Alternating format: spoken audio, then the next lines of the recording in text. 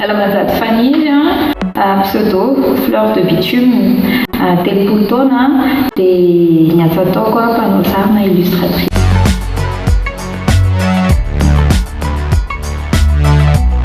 Ny parcours efa nanomboka voyage hatrambola kely dia somary nijanona kely rehefa nanomboka teny amin'ny lycée teny Ankatso dia avy eo rehefa niasa tena nijanona tanteraka. Tamin'ny 2016 efa tao anatin'ny tontolo ny asa vao niverina nanao verina tsiry miverina indray moa izany ilay hoe fitiavana an'ilay izy, tsy fantatra hoe inona nahatonga anazy teo ilay izy vao miverina dia nanomboka influencena namana maromaro mpanao sary dia nanomboka nahafantatra hoe afaka mividy fitaovana ohatr'izao miaraka aminy dia 2016 nanomboka nanao ny achat tablette graphique voalohany dia niasa tanteraka tao anatin'ny illustration 2018.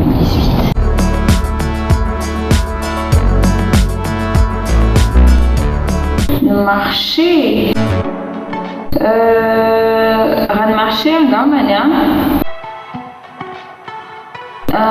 ny fahavitsiny aloha tena hoe vitsy ny offre resaka fanaovana sary dia manarak'izay koa ny olana misy amintsika hatramin'izay moa dia ny hoe matetika ny mpanao sary miaraka amin'ny tena tsy nizarina hanome valeur ambony ny asa tanany dia lasa misy vahiny tonga avany dia efa miteny fotsiny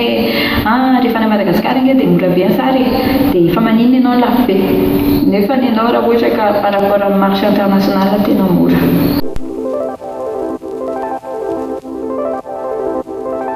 Ny fanaovana sary digital misy an'ity zavatra ity tablette graphique izany hoe ohatran'ny système ana ardoise izy ity eto ambony manao sary mampiasa an'ity style ity dia directement relié amina câble izy ity dia mandeha amin'ny écran sary atao rehetrarehetra izany hoe mitonga manao sary tanana ihany fa miaraka amin'ny facilité miaraka digital ohatrany hoe misy partie tianao ovaina dia contrôle Z et tout ohatrany rehetrarehetra ihany.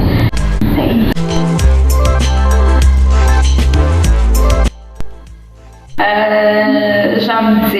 en tant que Fleur de Bitume en page dia matetika resaka bon ny inspiration rehetrarehetra moa izany mandeha daholo rehefa mizatra mitouché anahy dia manao sary rehefa anona fa ny tena ataoko matetika dia resaka momba ny vehivavy fa amin'ny resaka asa dia manao asa rehetrarehetra momba ny sary. Zavatra nampianarina antsika hatramin'izay angamba dia hoe tsika vehivavy malemy miankina amin'ny manodidina rehetrarehetra tsy tena hoe mivady fa ny manodidina rehetrarehetra mihitsy ankinantsika daholo. Za teny hoe tena tsy marina izany satria tsika manana force tena be dia be, manana patience be dia be satria nanana ny lehilahy ka raha ohatra ka hoe hiditra ao anatin'ny sehatra fandrarana zavatra teneniko angamba dia fay tena afaka nofisinao daholo ny rehetrarehetra, afaka ataonao daholo ny rehetrarehetra izay rehefa nofisinao dia azonao atao daholo dia ataovy vitanao foana io rehefa hoe mbola ao anatin'izay hoe ataoko ity dia vita io. Zay.